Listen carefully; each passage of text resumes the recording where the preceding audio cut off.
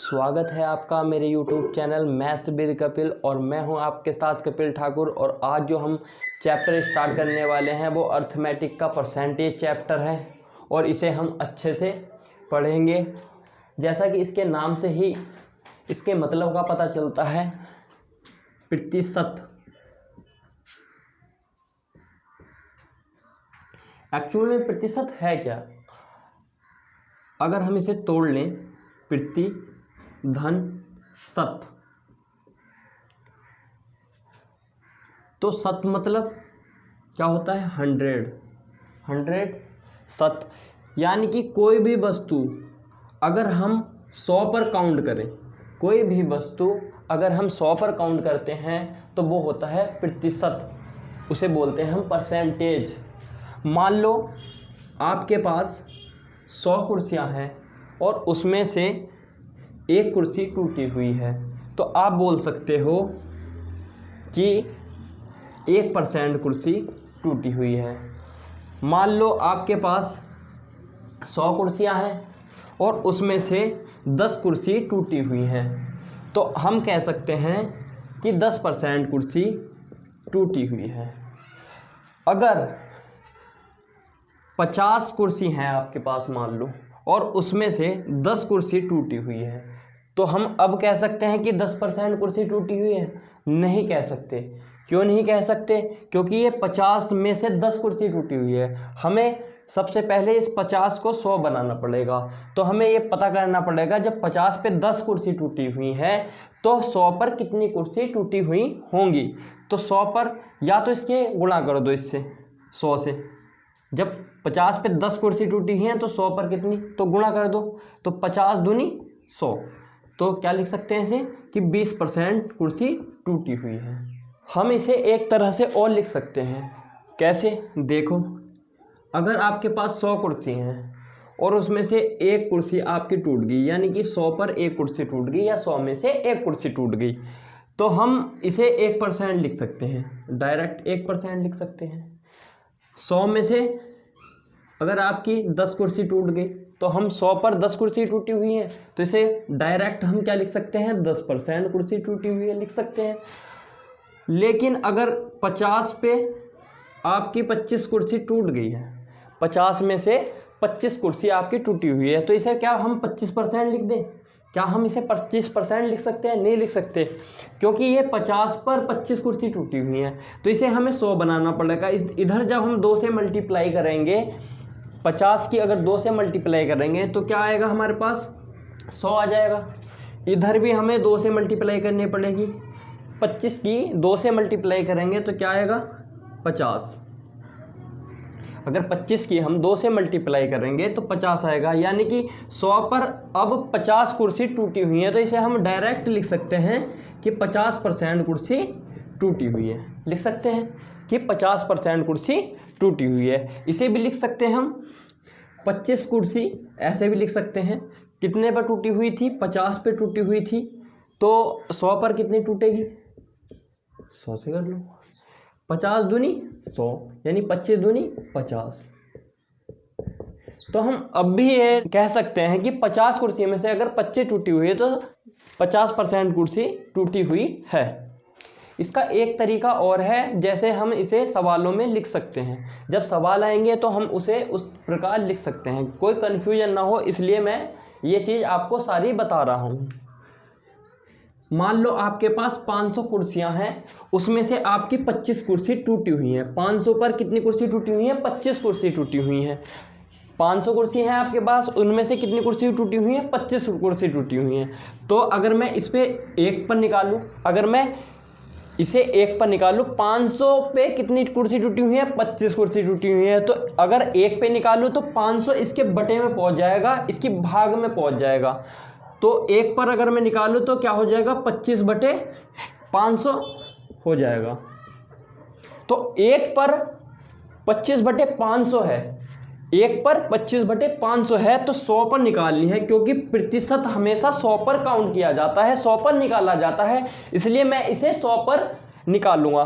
तो 100 पर निकालूंगा, जब इधर 1 से 100 की मल्टीप्लाई करे तभी तो 100 आया, तो इधर भी मल्टीप्लाई कैसे करनी पड़ेगी? हमें 100 से करनी पड़ेगी। तो 25 बटे 500 और मल्टीप्लाई में 100, तो 100 से काट दो, 100 पंजे 500 और 5 पंजे 25।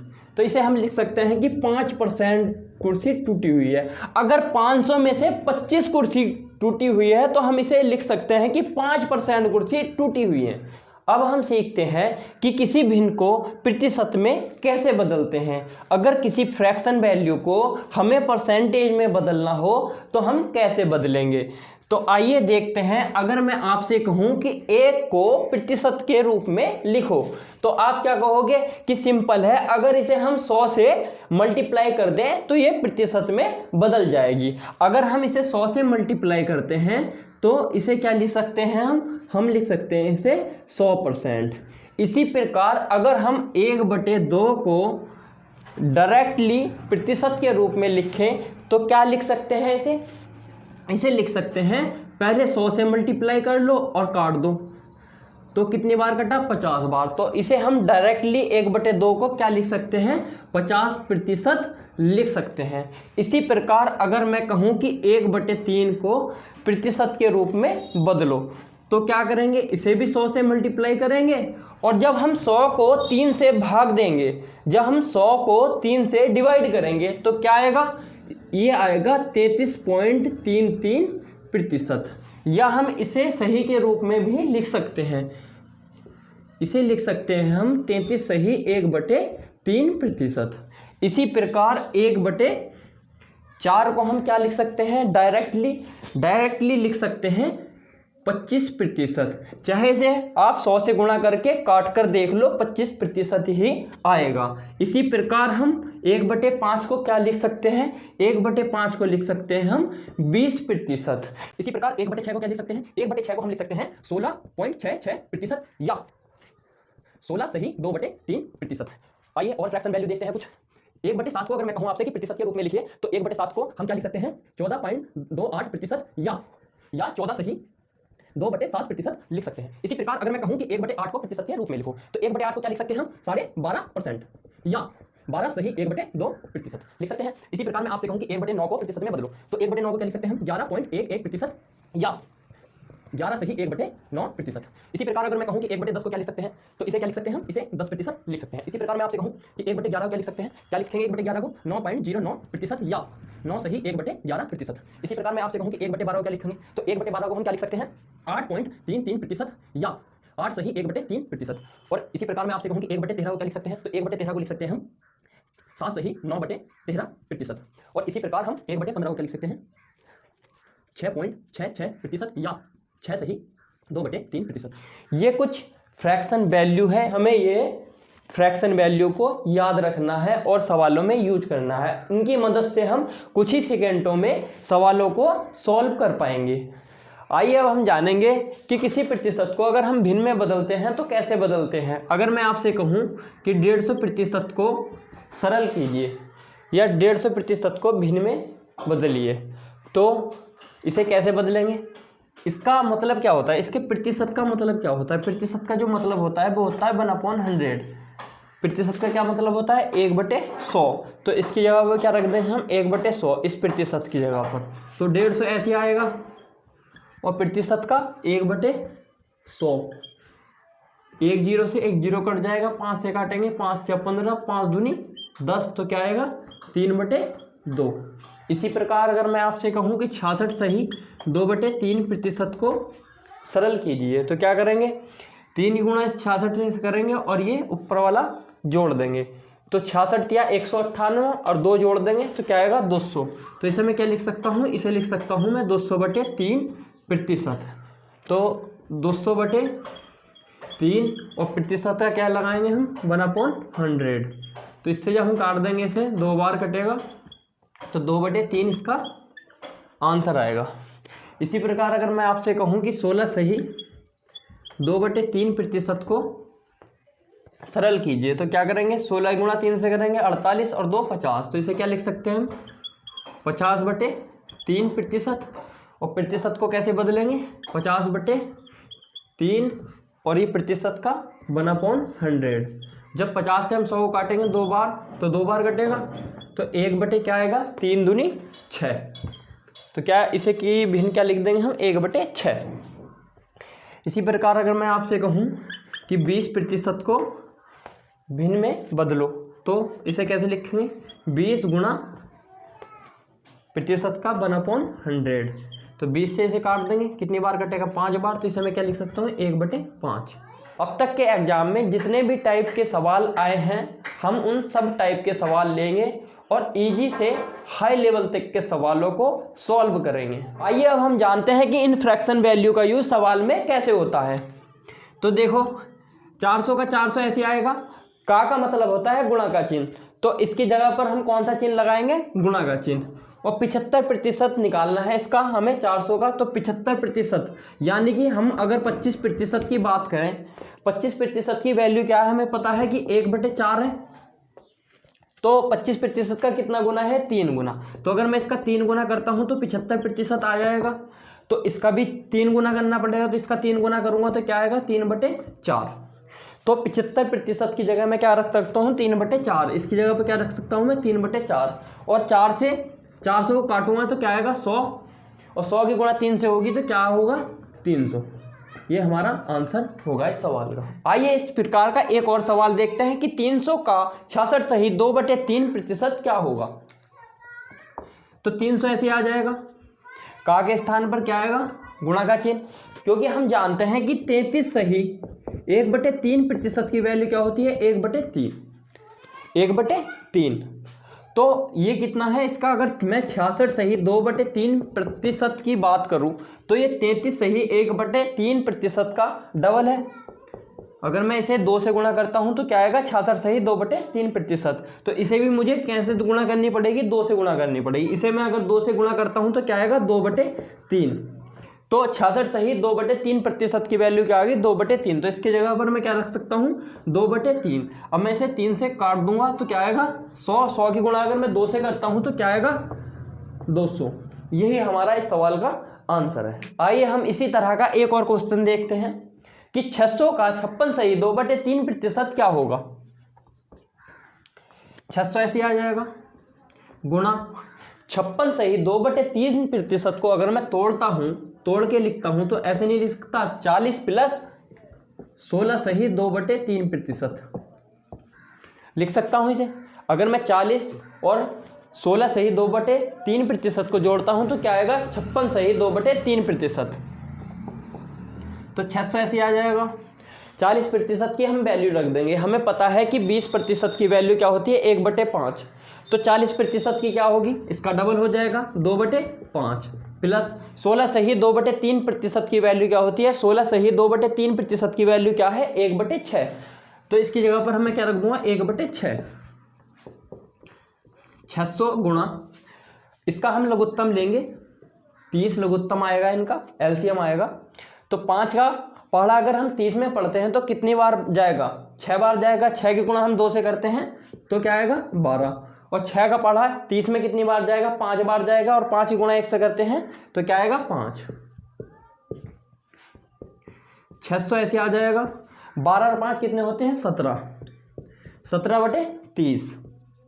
अगर मैं 30 से इसे काट दूं 30 दूनी 60 20 आ जाएगा। 20 की गुणा अगर मैं 17 से करता हूं तो क्या आएगा 340।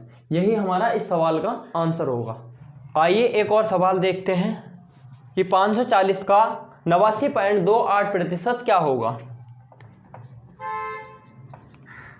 गुणा 89.28% को हम क्या लिख सकते हैं 75% प्लस 14.28%।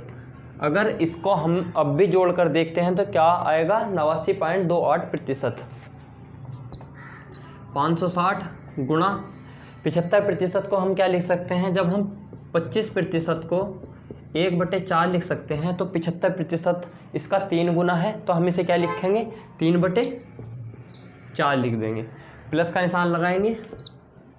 14.28% की वैल्यू क्या है 14.28% की वैल्यू 1/7 है, तो इसकी वैल्यू क्या रख देंगे हम 1/7। 560 गुणा इसका लघुत्तम ले लेंगे, क्या आएगा 28 7 या 21 प्लस के 4 × 4। तो इसे क्या लिख देंगे हम 560 गुणा इन दोनों को जोड़ेंगे तो क्या आएगा 25 और बटे में 28, तो 28 से काट देंगे, 28 दूनी 56, 20 आ जाएगा, 20 की गुणा 25 से करेंगे तो क्या आएगा 500। तो यही हमारा आंसर होगा। आइए एक और सवाल देखते हैं कि 640 का 112.5% क्या होगा। तो 640 गुणा 112.5% को हम तोड़ के क्या लिख सकते हैं 100% प्लस 12.5% लिख सकते हैं। अब भी अगर हम इसे जोड़ते हैं 100 और 12.5% को तो 112.5% होगा। 100% को हम क्या लिख सकते हैं 100% की वैल्यू क्या है 1, तो हम क्या लिख सकते हैं यहाँ इसकी जगह पर 1, और 12.5% की वैल्यू क्या है 1/8, तो इसे क्या लिख देंगे हम 1/8। 640 गुणा 8 × 8 1 9, 9/8, 8 से इसे काटेंगे 8 × 8 = 64, तो 8 ही गुणा इससे करेंगे तो 8 × 9 = 72 और एक ये 0, तो 720 हमारा यही आंसर होगा इस सवाल का। आइए इस प्रश्न को और देखते हैं कि 630 का 77.77% क्या होगा। तो 630 गुणा 77.77% को मैं ऐसे नहीं लिख सकता, 7 गुणा 11.11%। अब भी तो ये यही है, अगर मैं इसकी गुणा करता हूँ इससे 7 की गुणा 11.11% में करता हूँ तो क्या आएगा 77.77% आएगा। तो 630 गुणा 7 गुणा 11.11% की वैल्यू क्या है 11.11% की वैल्यू है 1/9, 1/9, तो इसका मान यहाँ रख देंगे हम 1/9, 9 से इसे काट देंगे, 9 × 7 = 63, क्या आएगा 70, 70 गुणा 7 से करेंगे तो क्या आएगा 490। इस सवाल को भी देखते हैं कि 540 का 444.44% क्या होगा। तो 540 ऐसे लिख देंगे गुणा 444.44% को हम क्या लिख सकते हैं कि 400% प्लस 44.44% को अगर मैं तोड़ के नहीं लिख सकता कि 4 गुणा 11.11%। अगर मैं अब भी इसकी 4 की गुणा 11.11% से करता हूं तो क्या आएगा 44.44%, और मैं 400 जोड़ दूंगा तो क्या आएगा 444.44%।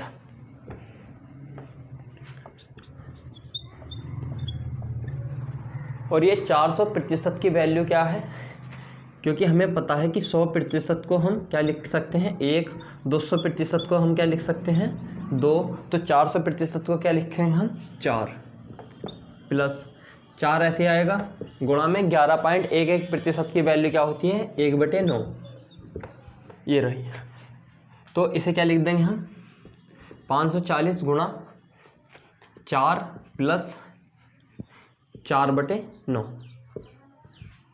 लिख सकते हैं, और इसे 540 गुणा 9 × 4 = 36 और 4 = 40, 40/9, 9 से इसे काटेंगे 9 × 6 = 54, और 6 गुणा इससे करेंगे 6 × 6 = 24, और ये 2 0, तो इसका आंसर हमारे पास क्या आएगा 2400।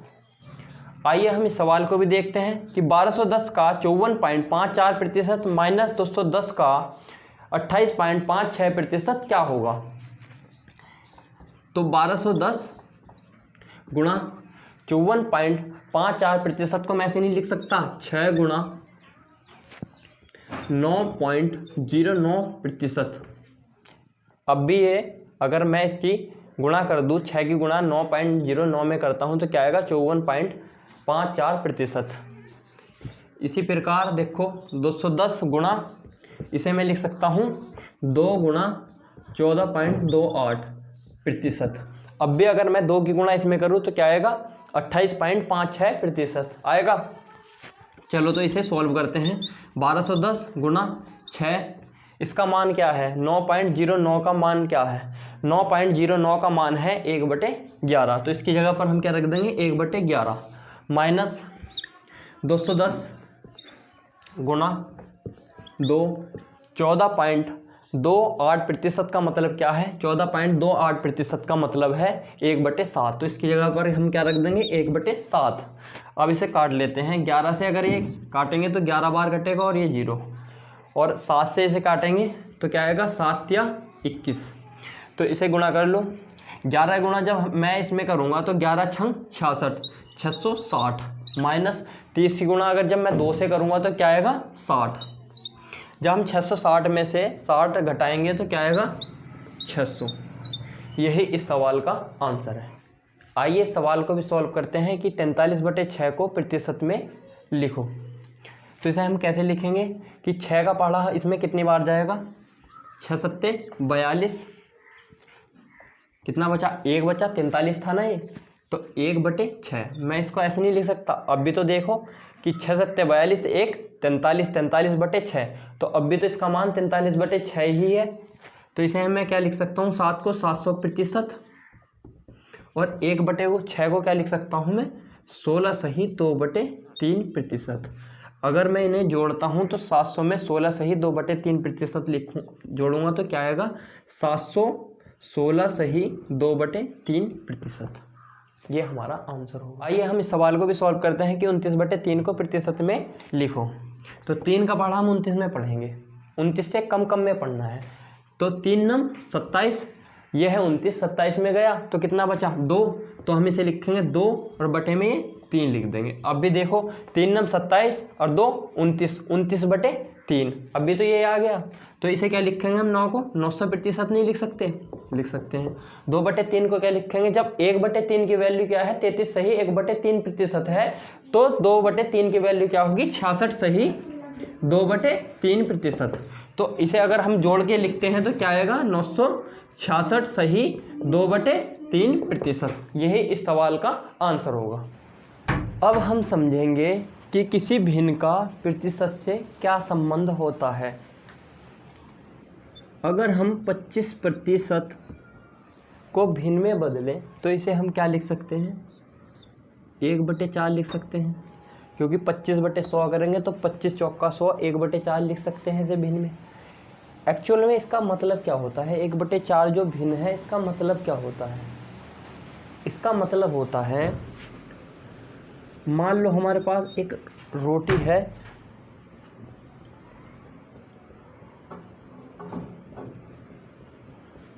और इसको हमने 4 भागों में बांट लिया, इसको हमने 4 बराबर हिस्सों में बांट लिया। इसका एक हिस्सा ये रहा, दूसरा हिस्सा ये रहा, तीसरा हिस्सा ये रहा और चौथा हिस्सा ये रहा। अगर हम इस रोटी का एक भाग जो है ये तोड़कर खा लेते हैं तो हम इसे क्या लिख सकते हैं कि टोटल कितने भाग थे हमारे पास 4, 4 में से हमने कितना भाग तोड़कर खा लिया 1। तो हम बोल सकते हैं कि इस पूरी रोटी का 1/4 हिस्सा खाया गया। पूरी रोटी में कितने भाग थे 4, तो टोटल नंबर जो होते हैं ये नीचे वाले को प्रदर्शित करते हैं। जो भी हम कैलकुलेट करेंगे इस वाले नंबर पर कैलकुलेट करते हैं तो ये टोटल नंबर को प्रदर्शित करता है। तो हम कह सकते हैं कि रोटी का 1/4 भाग खाया गया और 1/4 भाग को हम क्या लिख सकते हैं 25% लिख सकते हैं। तो हम ये भी बोल सकते हैं कि इस रोटी का 25% हिस्सा खाया गया। और इन दोनों में अब संबंध देखेंगे हम, ये जो भाग है इस पर सब चीज़ कैलकुलेट होती है। कुछ भी हम अगर सवाल में कैलकुलेट करेंगे तो वो हर पर करेंगे, इसे बोलते हैं हर। किसी भिन्न का हर जो होता है वो नीचे वाला भाग होता है और अंश जो होता है वो ऊपर वाला भाग होता है। इसे हम टोटल नंबर कह सकते हैं, इसे क्या बोल लेंगे हम टोटल नंबर। और जो घटता बढ़ता है, अगर मैं कहूँ कि किसी सवाल में आपको ये कहा गया कि किसी नंबर का 25% उस नंबर में जोड़ने पर ये आता है, या किसी नंबर का 25% उसमें से घटाने पर ये आता है, तो आप क्या करेंगे 4 का अगर हम 25% निकालते हैं तो 1 बैठेगा। देखो यहाँ देख लो, 4 का अगर हम 25% निकालते हैं तो क्या आएगा, देखो 4 का 25/100, 25 चौका 100, 4 से 4 कट गया, क्या आया 1। तो हम किसी वैल्यू का इसके हर का अगर मैं 25% निकालता हूँ तो क्या आएगा 1 आएगा। अगर मैं 25% 4 का निकालता हूँ तो क्या आएगा 1 आएगा। ये जो संख्या होती है हम घटाते, घटाना या जोड़ना करते हैं, और ये जो वैल्यू होती है टोटल नंबर होती है, इसको हम सदैव टोटल नंबर मानते हैं। तो अगर मैं 4 का 25% निकालूँ तो 1 आएगा, इसका मतलब ये होता है। ऐसे ही अगर मैं 20% को लेता हूँ तो 20% को क्या लिख सकता हूँ मैं, 1/5 लिख सकता हूँ, फ्रैक्शन वैल्यू इसकी। तो इसका मतलब क्या होता है, एक्चुअल में इसका मतलब क्या होता है, अगर मैं 5 का 20% निकालूँ तो क्या आएगा, 1 आएगा। तो हम डायरेक्टली मतलब अगर हमें किसी संख्या का 20% निकालना है तो उसमें हम डायरेक्टली 1 जोड़ देंगे या घटा देंगे जो उसने उस सवाल में बोला होगा। तो ऐसे ही अगर मैं 5 का 20% निकालता हूँ तो क्या आएगा, 1 आएगा। ऐसे ही 33 सही 1/3 को हम क्या लिख सकते हैं, 1/3। अगर कोई हमसे कहे कि 3 का 33 सही 1/3% निकालो, तो हमें पता है कि इसकी जो वैल्यू फ्रैक्शन वैल्यू होती है वो क्या होती है, 1/3 होती है। यह इसमें तो हमें कोई निकालने की ज़रूरत नहीं है।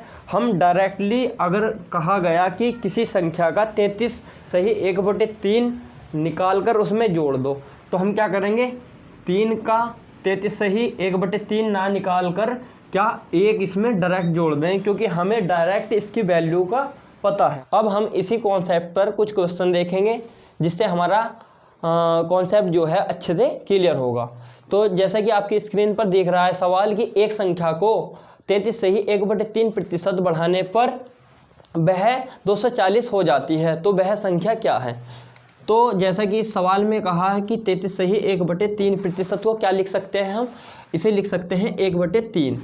तो 33 सही 1/3% का मतलब क्या है, 1/3। तो ये चीज़ जो है ना, ये ऊपर भिन्न का जो अंश है ना, ये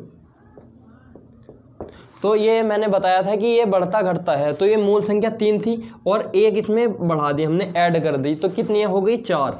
तो 3 में 1 जोड़ने पर 4 होगी। तो इसकी वैल्यू हमें कितनी दे रखी है, 240 दे रखी है। तो अगर हम इसे काट देंगे, जब 4 की वैल्यू 240 है, हमें किसकी वैल्यू चाहिए, संख्या की, क्योंकि संख्या हमने क्या मानी थी, हमने मानी थी 3।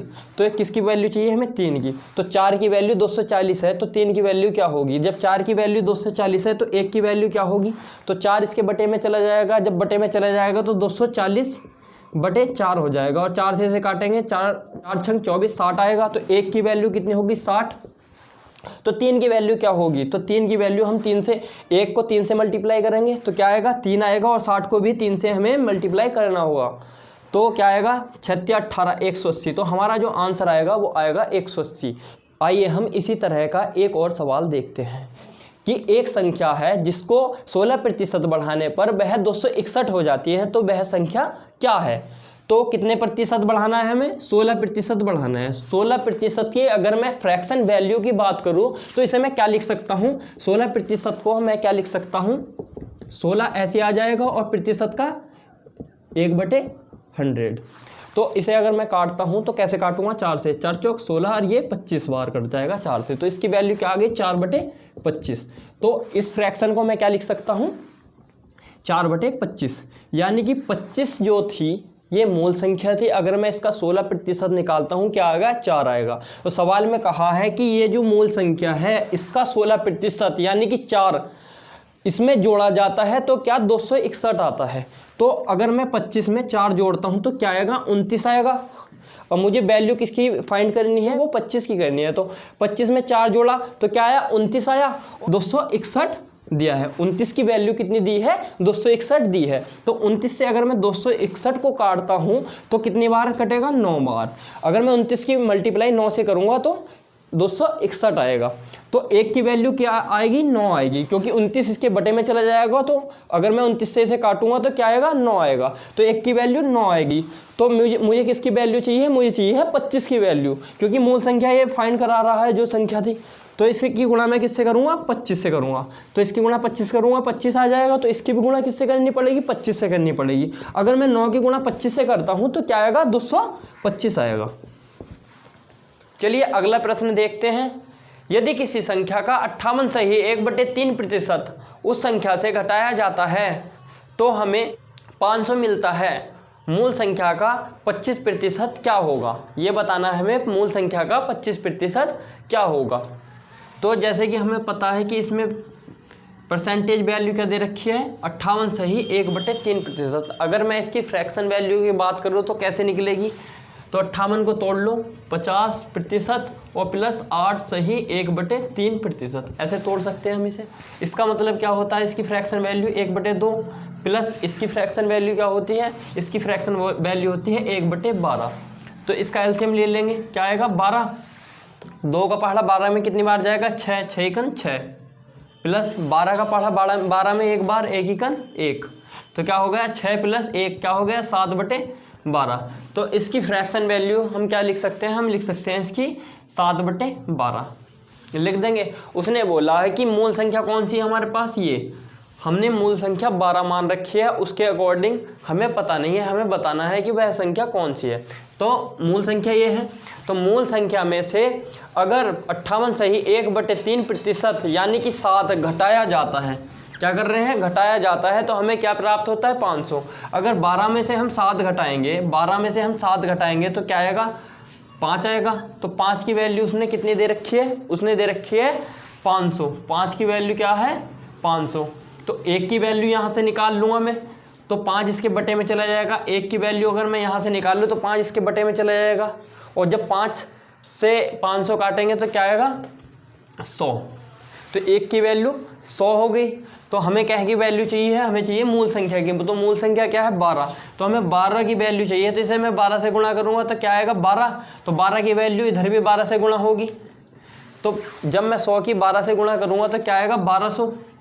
तो मूल संख्या हमारे पास क्या आ गई 1200, यानी कि मूल संख्या जो हमने मानी थी 12, एक्चुअल में वो संख्या क्या थी, वो थी 1200। तो 1200 आ गई, तो इसका हमें क्या निकालना है 25%। तो 1200 का लास्ट में बोला है ना उसने कि मूल संख्या का 25% क्या होगा, तो मूल संख्या ये रही, तो इसका क्या 25% निकालना है हमें। 25% क्या होगा, तो 1200 ऐसे लिख देंगे, और 25% की वैल्यू क्या लिखेंगे हम 1/4। 4 से इसे काट देंगे, 4 दिया 12, तो हमारा जो आंसर होगा वो क्या होगा 300। चलिए अगला प्रश्न देखते हैं। यदि किसी संख्या का 85% 75 में जोड़ा जाता है तो परिणाम स्वयं वही संख्या आती है, वह संख्या क्या है। सबसे पहले तो हमें ये पता होना चाहिए कि कोई भी संख्या अपने आप में 100% होती है। जैसा कि सवाल में कहा है कि किसी संख्या के 85% में 75 जोड़ा जाता है तो वह स्वयं प्राप्त होती है। तो किसी संख्या के, मान लो कोई संख्या है, हमें उसका पता नहीं है, उसका अगर हम 85% निकालते हैं और उसमें 75 जोड़ देते हैं, उसमें क्या जोड़ते हैं 75 जोड़ देते हैं, तो वह अपने आप प्राप्त हो जाती है, यानी कि उसका 100% प्राप्त हो जाता है। तो इसको अगर मैं 100% बनाना चाहूँ तो इसमें मैं कितना जोड़ूंगा, इसमें मैं जोड़ूंगा 15%, तभी तो 100% बनेगा। जब मैं इसमें 15% जोड़ दूंगा तो क्या आएगा 100% बन जाएगा। और वो कोई संख्या है उसमें कितना जोड़ रहा है 75%, तो वो अपने आप का यहाँ जाकर 100% बन जाएगी। तो इसमें कितना जोड़ा 15%, उसमें कितना जोड़ा 75, तो इनकी वैल्यू बराबर नहीं होगी, बराबर होगी ना। तो 15 से अगर मैं 75 काटता हूँ, 15 को इधर ले जाऊंगा, अगर मैं 1% की यहाँ से वैल्यू निकालता हूँ तो 15 इसके बटे में चला जाएगा। तो जब 15 से मैं 75 को काटूंगा तो क्या आएगा 5 आएगा, क्योंकि 15 पंजे 75। तो 1% की वैल्यू जब 5 है तो 100% की वैल्यू मैं निकालूँ तो क्या आएगी 500 नहीं आएगी। 1 की गुणा मैं 100 से करता हूँ तो 100% आएगा, और 5 की गुणा मैं 100 से कर दूंगा तो क्या आएगा 500 आएगा। तो यही हमारा इस सवाल का आंसर होगा। आइए अगला सवाल देखते हैं। जब किसी संख्या को 216 से बढ़ाया जाता है तो वह स्वयं की 140% हो जाती है, तो वह संख्या क्या है। तो सबसे पहले हम इसे समझते हैं। मैंने आपसे अभी कुछ देर पहले बताया कि कोई भी संख्या अपने आप में 100% होती है। तो मान लो वो संख्या 100% थी, अपने आप में क्या थी, वो 100% थी।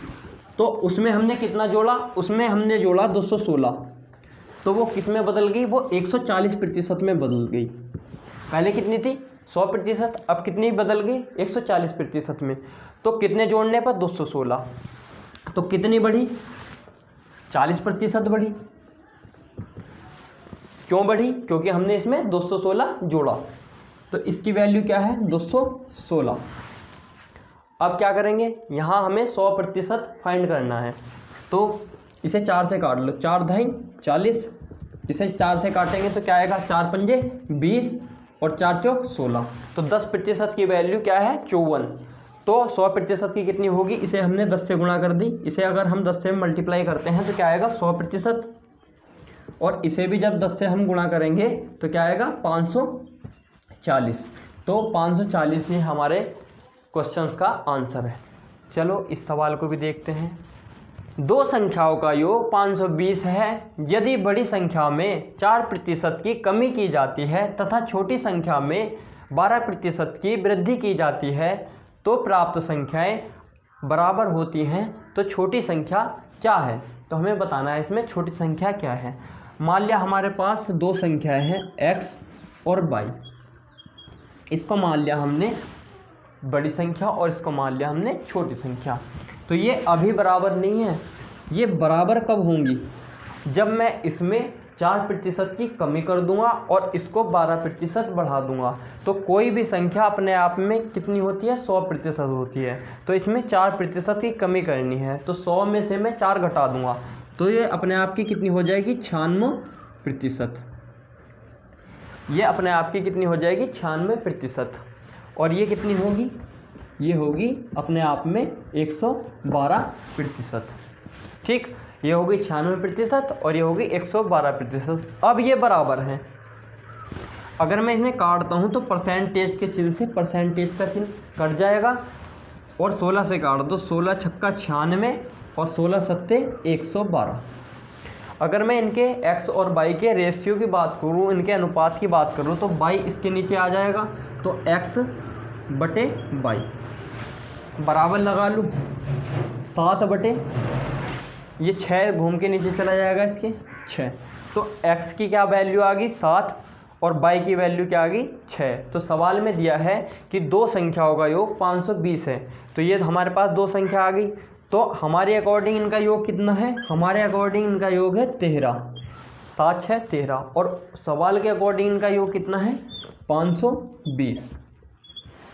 तो 13 की वैल्यू कितनी? 520। तो 1 की वैल्यू कितनी होगी? 13 × 4 = 52, 40। 1 की वैल्यू 40। तो हमें ज्ञात क्या करना है इसमें? छोटी संख्या। छोटी संख्या क्या है हमारे पास? 6। तो 6 की वैल्यू क्या होगी? इधर 6 से मल्टीप्लाई करेंगे, 6 आ जाएगा, इधर भी 6 से मल्टीप्लाई करेंगे, 4 × 6 = 24, तो 240। तो हमारे पास छोटी संख्या क्या है? 240। आइए एक और सवाल देखते हैं। यदि चाय के मूल्य में 20% की वृद्धि हो जाती है तो उसकी खपत में कितने प्रतिशत की कमी की जाए ताकि चाय पर होने वाले खर्च में कोई परिवर्तन न हो? तो कितने की वृद्धि हो रही है? 20% की। किसके? चाय के मूल्य में कितने प्रतिशत की वृद्धि हो रही है? 20% की। तो इसकी फ्रैक्शन वैल्यू की अगर मैं बात करूं तो इसे मैं क्या लिख सकता हूं? इसे हम लिख सकते हैं 1/5। तो अगर मैं मान के चलूँ कि पहले उसका मूल्य 5 था, पहले उसका मूल्य 5 था। अगर चाय के मूल्य की मैं बात करूं तो पहले क्या था? 5 था। और जब वृद्धि हो गई, मतलब 20% की, यानी 1 की वृद्धि हो गई, तो जब 1 की वृद्धि हो गई तो कितना हो गया बाद में? बाद में हो गया ये मूल्य 6। तो अब उसने बोला कि उसकी खपत में कितनी कमी की जाए ताकि उसके खर्च में कोई परिवर्तन ना हो। तो कितनी कमी करनी है? ये 5 था पहले, अब कितना हो गया? 6। तो कितना कम करना है? फिर दोबारा से 5 पे लाना है इसे। तो कितना कम करना है? 1 कम करना है। किस पर करना है? 6 पर कम करना है। तो 100 पर कितना कम करेंगे? तो 100 से मल्टीप्लाई कर देंगे। हमें पता है कि 1/6 को हम प्रतिशत में अगर लिखते हैं तो क्या लिखते हैं? 1/6 को हम लिख सकते हैं 16 सही 2/3%। और 6 से 100 को डिवाइड भी करके देखेंगे तो क्या आएगा? 16 सही 2/3%। आइए एक और सवाल देखते हैं। दो धनात्मक संख्याओं का अंतर 1080 है। यदि बड़ी संख्या का 7.6% छोटी संख्या के 12.4% के बराबर है तो दोनों संख्याओं का योगफल ज्ञात कीजिए। अगर मैं संख्या को मान लूँ कि एक संख्या x है और एक संख्या बाई है। ये संख्या को अगर मैं इस संख्या को मानता हूं ये बड़ी संख्या है और ये छोटी संख्या है, तो सवाल में उसने बोला है कि बड़ी संख्या का 7.6%, बड़ी संख्या का 7.6% छोटी संख्या के 12.4% के बराबर है, ये बोला है। तो मैं परसेंटेज से परसेंटेज काट दूंगा, दशमलव से दशमलव हटा दूंगा। अब इसको काटते हैं हम 4 से 76 को काटता हूं तो मैं क्या आएगा 19, क्योंकि 19 चौक 76 होते हैं। इसे 4 से काटूंगा तो 4 तिया 12, 4 एकन 4, तो यहाँ क्या आ गया 31। अगर मैं बात करूं x बाई के अनुपात की, तो बाई घूमकर इधर आ जाएगा x के बटे में और 19 31 के बटे में चला जाएगा। यानी कि हमारे पास जो हमने मानी थी बड़ी संख्या वो क्या है 31 और छोटी क्या आ गई 19। अब उसने बोला है सवाल में कि दो धनात्मक संख्याओं का अंतर 1080 है, तो ये संख्या आ गई दोनों हमारे पास। तो इनका अंतर अगर मैं निकालूं तो 31 में से अगर मैं 19 घटाता हूं तो क्या आएगा 12 आएगा, और अंतर इनका हमारे अकॉर्डिंग क्या आया 12। और सवाल में क्या दे रखा है, सवाल में इसका मान दे रखा है 1080, तो 12 का मान 1080। अगर मैं 1 की वैल्यू निकालूं तो 12 इसके बटे में चला जाएगा, और जब हम 12 से 1080 को डिवाइड करेंगे तो क्या आएगा 12 नम्मा 108 और ये 0। 1 की वैल्यू क्या आ गई हमारे पास 90 आ गई। और इसको जब हम जोड़ेंगे, क्योंकि सवाल में कहा है कि दोनों संख्याओं का योगफल, तो पहली बड़ी संख्या क्या है हमारे पास 31, छोटी संख्या क्या है 19। अगर इनका हम योगफल करते हैं तो क्या आएगा 50, क्योंकि हमारे पास 1 की वैल्यू क्या है 90 आई है। तो 90 से अगर हम इसे गुणा करते हैं 50 को, तो ये संख्याओं का, दोनों संख्याओं का योगफल हमारे पास आ जाएगा। तो 5 9 45, 45 और ये 2 0, तो हमारा आंसर क्या आएगा 4500 इसका आंसर होगा। आइए एक और सवाल देखते हैं। दो संख्याएं एक तीसरी संख्या से 90% तथा 75% कम है, पहली संख्या में कितने प्रतिशत की वृद्धि की जाए ताकि वह दूसरी संख्या के बराबर हो जाए। तो 3 संख्या है, एक फर्स्ट संख्या ये रही, सेकंड ये रही और थर्ड ये रही, 3 संख्या है। उसने सवाल में बोला दो संख्या एक तीसरी संख्या से 90% और 75% कम है। अगर मैं तीसरी संख्या को 100 मान लूँ, अगर मैं तीसरी संख्या को 100 मानता हूँ तो ये क्रम से कितने कितने प्रतिशत कम है, ये 90% कम है और ये 75% कम है। तो 100 का जब मैं 90% निकालूंगा तो क्या आएगा 90 आएगा, और 90 में जब 100 से घटाऊंगा तो कितना आएगा 10। तो यानी कि ये संख्या क्या है, ये 10 है। तो ये कितनी है, अगर 100 का मैं 75% निकालूंगा तो क्या आएगा 75 आएगा, और 75 जब मैं 100 में से घटाऊंगा तो क्या आएगा 25 आएगा। तो सेकंड संख्या हमारे पास क्या आ गई 25 आ गई, और फर्स्ट 10 आ गई। तो उसने बोला है कि पहली संख्या में कितने प्रतिशत की वृद्धि की जाए ताकि वह दूसरी संख्या के बराबर हो जाए। यानी कि पहली संख्या में हम कितने प्रतिशत की वृद्धि करें ताकि वह इसके बराबर हो जाए। तो कितना बढ़ाना पड़ेगा पहली संख्या को, 25 में 10 गए 15 बढ़ाना पड़ेगा। किस पर बढ़ाना पड़ेगा, पहली संख्या पर। तो 100 पर कितना बढ़ाना पड़ेगा, ये इसका प्रतिशत बन जाएगा। तो 1 0 से हम 1 0 काट देंगे, 15 गुणा जब हम 10 से करेंगे तो क्या आएगा 150। तो हमारा जो आंसर होगा वो होगा 150। आइए एक और सवाल देखते हैं। यदि a b से 80% अधिक है और c a तथा b के योग से 25% कम है तो c a से कितने प्रतिशत अधिक होगा।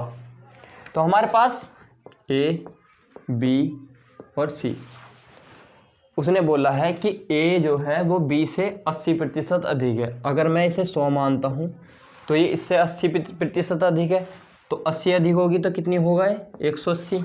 तो उसने बोला है सवाल में जो c का जो मान है a तथा b के योग से, a का योग a तथा b के योग से 25% कम है, तो इनका दोनों का योग करेंगे तो दोनों का योग क्या आएगा 280, और इसका 25% कम है, तो 25% की फ्रैक्शन वैल्यू क्या होती है 1/4, तो 4 पर 1 कम है यानी कि 3/4 है। तो इसका 3 अगर मैं 4 निकालता हूँ तो क्या आएगा 4 सत्ते 28, 7 या 21, 210, यानी कि सी की वैल्यू क्या आ गई 210 आ गई।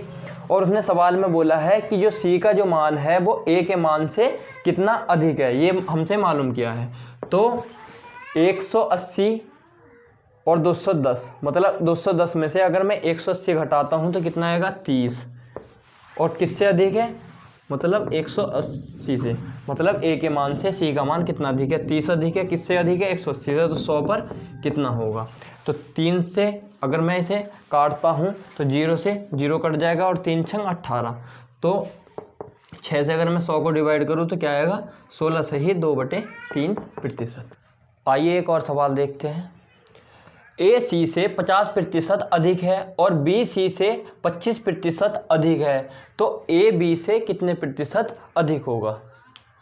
तो उसने सवाल में बोला है कि हमारे पास जो मान है वो ए बी और सी है।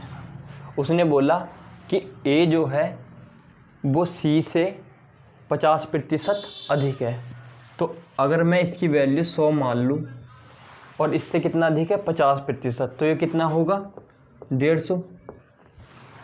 100 का 50% निकाल लेंगे तो क्या आएगा 50 आएगा, और 50 इसमें ऐड करेंगे तो क्या आएगा 150। तो ए की वैल्यू क्या आ गई 150। तो उसने बोला है बी जो है वो सी से 25% अधिक है, तो ये जो है सी से 25% अधिक है। तो 100 इसकी वैल्यू थी, तो इसकी कितनी होगी 125, ठीक 125 हो गई। अब हमसे पूछा क्या गया है कि ए जो है वो बी से कितना अधिक है, तो कितना अधिक है, अगर मैं 150 में से 125 घटाता हूँ तो कितना आएगा 25 आएगा। किससे अधिक है बी से, तो बी नीचे आएगा 125 और परसेंटेज का 100, 25 पंजे 125, और अगर मैं 5 से 100 को काटता हूँ तो क्या आएगा 20%।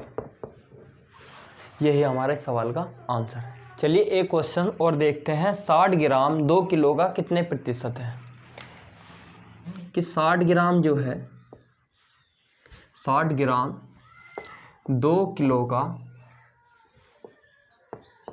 कितना प्रतिशत है।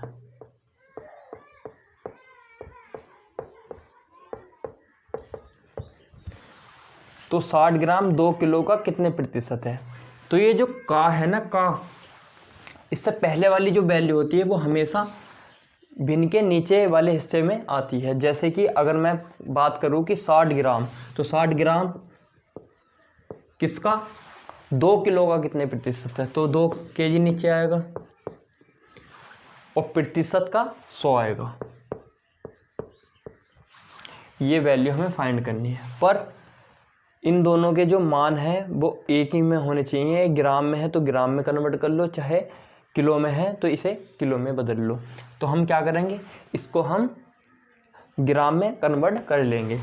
तो इसे क्या लिख देंगे हम 60 ग्राम बटे 2 kg को क्या लिख सकते हैं, 1 kg में कितने ग्राम होते हैं 1000 ग्राम, तो 2 kg में कितने होंगे 2000 ग्राम, और ये परसेंटेज का 100, ठीक। अब हम ऊपर से नीचे काट लेते हैं। ग्राम से ग्राम कट गया, 0 से 0 कट गया, 2 से काट लो, 2 एकन 2 और 0 ये 2, 2 से काट दो 2 तिया 6, 100 से 100 काट देंगे तो क्या आएगा 3%। यही इस सवाल का आंसर होगा। आज के लिए इतना ही काफ़ी है। आने वाली वीडियो में हम परसेंटेज के सभी टाइपों को डिस्कस करेंगे। अगर ये वीडियो आपको पसंद आई हो तो लाइक करो, शेयर करो और सब्सक्राइब कर दो यार।